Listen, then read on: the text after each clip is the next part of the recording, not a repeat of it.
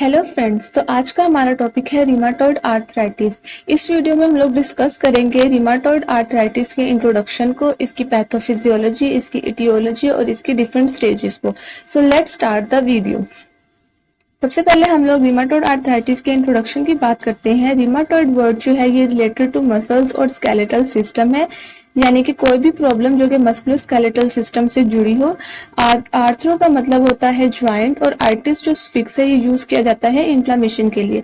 तो इस तरह ये एक किस्म की डिसीज बन गई है जिसमें ज्वाइंट्स में इन्फ्लामेशन तो है ही, साथ ही साथ मसल्स और स्केलेटल सिस्टम भी इन्वॉल्व होते हैं।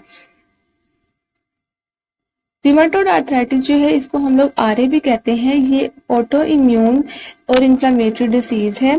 ऑटो इम्यून डिसीजेस में रिमाटोइड आर्थराइटिस जो है सबसे कॉमन और सबसे इम्पोर्टेंट डिसीज है। ऑटो इम्यून डिसीज में क्या होता है कि हमारी बॉडी के जो इम्यून सेल्स होते हैं वो बाय मिस्टेक हमारी बॉडी के हेल्थी सेल्स को अफेक्ट करना जो है वो स्टार्ट कर देते हैं। और इन्फ्लेमेटरी इसलिए क्योंकि इसमें इन्फ्लेमेशन हो जाती है, और ये जो इन्फ्लेमेशन है ये पेनफुल स्वेलिंग के साथ होती है और ये बॉडी के डिफरेंट पार्ट्स को अफेक्ट करती है। वो हम आगे चल के देखेंगे कि ये बॉडी के किन पार्ट्स को जो है वो अफेक्ट करती है। रिमाटोइड आर्थराइटिस जो है ये एक तरह का मल्टी सिस्टम इन्फ्लामेटरी डिसीज है जिसमें साइनोवियम और वो टिश्यू जो कि साइनोवियम के आसपास मौजूद होते हैं वो सब इन्वॉल्व होते हैं और वो सब जो है वो अफेक्ट होते हैं। तो बॉडी के पार्ट जिनको रिमाटोइड आर्थराइटिस जो है वो अफेक्ट कर रहा है वो हमारी बॉडी के जॉइंट्स होते हैं, और वो जो मोस्ट कॉमन जॉइंट है जिनको आरए जब अफेक्ट करता है उसमें हमारे हैंड, रिस्ट और नी के जॉइंट्स जो है वो आ जाते हैं। अब वो जॉइंट्स जिनमें रिमाटोइड आर्थराइटिस हो जाए, इन जॉइंट्स की लाइनिंग जो होती है इसमें स्वेलिंग हो जाती है और इन्फ्लामेशन हो जाती है, और इस स्वेलिंग और इन्फ्लामेशन की वजह से जो जॉइंट्स के टिश्यूज़ हैं वो डैमेज हो जाते हैं। और जब जॉइंट के टिश्यूज़ जो हैं वो डैमेज होते हैं तो उस वजह से लॉन्ग लास्टिक और क्रोनिक पेन स्टार्ट हो जाती है, अनस्टेडीनेस हो जाती है और डिफॉर्मिटीज़ जो हैं वो डेवलप हो जाती हैं। अब आरए जो है वो ना सिर्फ जॉइंट्स और टिश्यूज़ को अफेक्ट करता है बल्कि थ्रू आउट बॉडी के अंदर कई दूसरे टिश्यूज़ को भी जो है वो अफेक्ट करता है, अगर इसका प्रॉपर जो है वो ट्रीटमेंट ना हो या अगर ये लॉन्ग टर्म हो जाए तो ये बॉडी के जो ऑर्गन्स होते हैं उनको भी अफेक्ट कर सकता है, जैसे कि हार्ट को, लंग्स को और आइज़।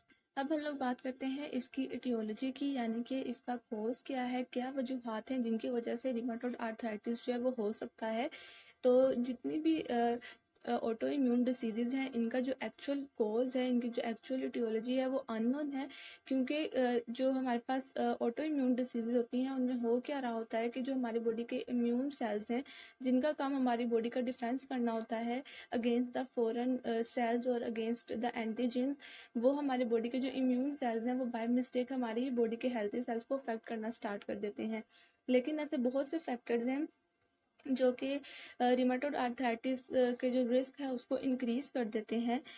तो इन जो फैक्टर्स में से सबसे पहला फैक्टर आता है वो आता है एज। वैसे तो रिमाटोइड आर्थराइटिस जो है वो किसी भी एज में हो सकता है, लेकिन जैसे जैसे एज बढ़ती है इसके चांसेस जो हैं वो ज़्यादा हो जाते हैं, और वो पीपल्स जो कि एट द एज ऑफ 60 होते हैं उनके अंदर इसके चांसेस जो हैं वो बहुत ज़्यादा होते हैं।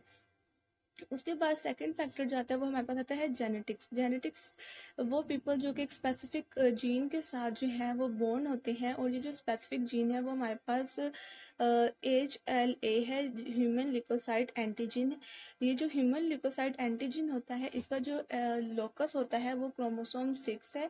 23 पेयर ऑफ क्रोमोसोम्स में से जो 6 पेयर होता है वो इसकी सिंथेसिस के लिए रिस्पॉन्सिबल होता है। अगर उसमें कोई डिफॉर्मिटी जो है वो या फिर कोई इसमें डिफेक्ट आ जाए तो जो हमारे पास ह्यूमन लिकोसाइट एंटीजन है ये जो है एक फैक्टर है, ये कोज करता है आरए को। उसके बाद हमारे पास जो नेक्स्ट फैक्टर आता है वो आता है स्मोकिंग। जो लोग जो है वो स्मोकिंग करते हैं उनके अंदर भी जो है वो रिमाटोइड आर्थराइटिस के चांसेस जो हैं वो बहुत ज़्यादा होते हैं। उसके बाद आता है हमारे पास अर्ली लाइफ एक्सपोजर। एक स्टडी के मुताबिक वो चिल्ड्रन जिनकी मदर जो है वो स्मोकिंग करती है उनके अंदर डबल चांस होते हैं रिमाटोइड आर्थराइटिस के, और वो चिल्ड्रन जिनके पेरेंट्स की इनकम जो है वो लो होती है।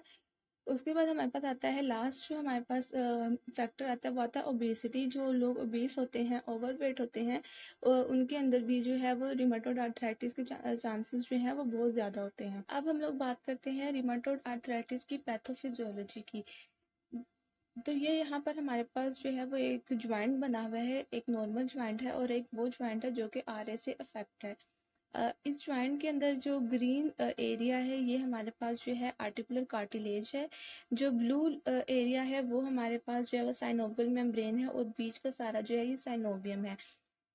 तो साइनोवियल मेम्ब्रेन में क्या होता है, इन्फ्लेमेशन होती है, स्वेलिंग होती है। अब हमने ये देखना है कि ये इन्फ्लेमेशन और ये स्वेलिंग जो है ये कैसे होगी। तो ये जो इटियोलॉजिकल फैक्टर्स थे इनकी वजह से प्रोटीन के स्ट्रक्चर जो है वो चेंज हो जाते हैं। कौन से प्रोटीन के स्ट्रक्चर चेंज होते हैं? कोलेजन और वायमेंटिन। कोलेजन और वायमेंटिन जो है ये प्रोटीन है जो कि प्रेजेंट होती है साइनोवियम के अंदर। इनके स्ट्रक्चर जो है वो चेंज हो जाते हैं। कैसे चेंज होते हैं कि हमें पता है कि जो प्रोटीन है वो अमाइनो एसिड से बनती है और यहाँ पर जो अमाइनो एसिड प्रेजेंट होता है वो आर्जिनिन है। आर्जिनिन नाम का जो अमाइनो एसिड है ये कन्वर्ट हो जाता है सिट्रोलिन के अंदर। सिट्रोलेशन होने की वजह से जो हमारे पास कोलेजन और वायमेंटिन है ये अपने स्ट्रक्चर जो है वो चेंज कर लेते हैं। इनके स्ट्रक्चर्स में मॉडिफिकेशन आ जाती है। अब ये जो बदले हुए स्ट्रक्चर्स हैं, हमारी बॉडी के जो इम्यून सेल्स हैं वो ये समझते हैं कि ये जो न्यू प्रोटीन्स हैं ये कोई एंटीजन है और इसलिए वो मैसेज कन्वे करते हैं टी सेल्स को और उन्हें एक्टिवेट कर देते हैं। अब ये जो टी सेल्स हैं ये बी सेल्स को एक्टिवेट करते हैं और बी सेल्स जो हैं वो प्रोलिफरेशन करते हुए क्या करते हैं, प्लाज्मा सेल्स जो है वो बना देते हैं। जब प्लाज्मा सेल्स बनेंगे तो ऑटो एंटीबॉडीज जो है वो बनेंगी। ऑटो एंटीबॉडीज क्या होती हैं, हमारी बॉडी के अगेंस्ट जो एंटीबॉडीज बन रही हैं उन्हें हम लोग ऑटो एंटीबॉडीज कहते हैं। तो ये जो ऑटो एंटीबॉडीज हैं ये डायरेक्टली जो है वो कहाँ चली जाएंगी, साइनोवियम में जाएंगी और वहां पर जो है वो फाइट करेंगे और जब फाइट होगा तो क्या होगा, रप्चर होगा। इसी दौरान जो एक और फिनोमेना है वो क्या होता है कि जो हमारे पास टी सेल्स हैं वो सिक्रीट करते हैं इंटरफेरोन गैमा को और इंटरल्यूकिन 17 को। ये जो साइटोकाइंस हैं ये क्या करते हैं, ये मैक्रोफेजेस को एक्टिवेट कर देते हैं ताकि वो खुद जो है वो रिलीज कर सके tissue necrotic factor alpha, interleukin 1 और इंटरल्यूकिन 6 को।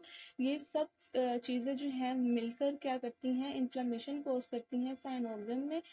तो ये था हमारे पास पैथोफिजियोलॉजी किस चीज़ की, रिमाटोइड आर्थराइटिस की। अब बात कर लेते हैं रिमाटोइड आर्थराइटिस की स्टेजेस की। तो हमारे पास जो है वो 4 स्टेजेस आती हैं रिमाटोइड आर्थराइटिस की, साइनोवाइटिस, पैनस, फाइब्रस एंकाइलोसिस और बोनी एंकाइलोसिस।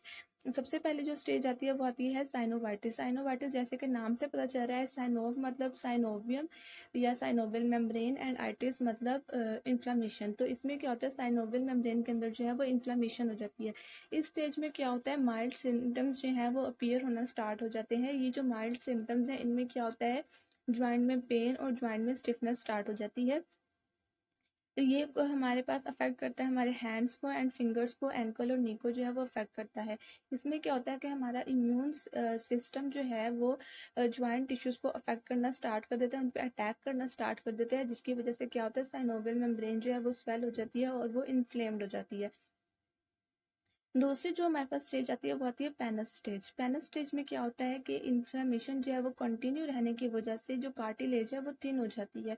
कार्टिलेज का काम क्या होता है, कार्टिलेज का काम होता है बोन्स के दरमियान में जो है वो कुशन प्रोवाइड करना ताकि बोन्स जो है वो आपस में रब ना करें और उनकी जो है वो एक स्मूथ मूवमेंट जो है वो रहे। लेकिन जब ये जो कार्टिलेज है ये बहुत ज़्यादा थिन हो जाएगी तो उसकी वजह से क्या होगा कि जो दो बोन्स हैं वो आपस में जो है वो रब करना स्टार्ट कर देंगे, जिसकी वजह से ज्वाइंट में पेन होगी, स्टिफनेस होगी और जो ज्वाइंट है वो डैमेज होना स्टार्ट हो जाएगा और ज्वाइंट की जो मोशन है, जो मोबिलिटी होती है वो भी जो है वो कम हो जाएगी।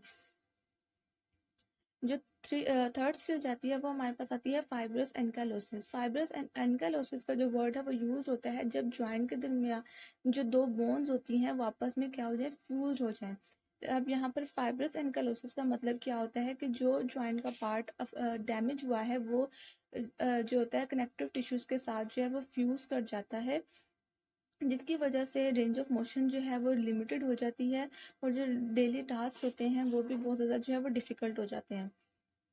उसके बाद जो हमारे पास लास्ट स्टेज आती है वो आती है बोनी एनकाइलोसिस की। इसमें क्या होता है कि जो डैमेज पार्ट था ज्वाइंट का वो डायरेक्टली जो है वो एक्चुअल बोन टिश्यूज के साथ जो है वो फ्यूज़ कर जाता है फाइब्रस कनेक्टिव टिश्यूज़ के साथ नहीं करेगा, बोनी टिश्यूज़ के साथ ही फ्यूज़ कर जाएगा और इस स्टेज के अंदर जो है पेन जो है वो नहीं होती है, लेकिन जॉइंट की जो एबिलिटी होती है मूव करने की वो नहीं रहती है, उसके अंदर जॉइंट जो है वो बिल्कुल भी मूव नहीं करता। तो ये हमारे पास था आज का टॉपिक रिमेटॉइड आर्थराइटिस के बारे में, जिसमें हम लोगों ने उसका इंट्रोडक्शन पढ़ा, उसकी एटियोलॉजी पढ़ी, उसकी पैथोफिजियोलॉजी पढ़ी और उसकी स्टेजेस पढ़ी। आई होप कि आप लोगों को ये लेक्चर जो है वो बहुत इन्फॉर्मेटिव रहा होगा आप लोगों के लिए। अगर आपको वीडियो अच्छी लगती है तो चैनल को सब्सक्राइब कीजिएगा, वीडियो को लाइक कीजिएगा। फिर मिलेंगे नेक्स्ट वीडियो में, तब तक के लिए अल्लाह हाफिज़।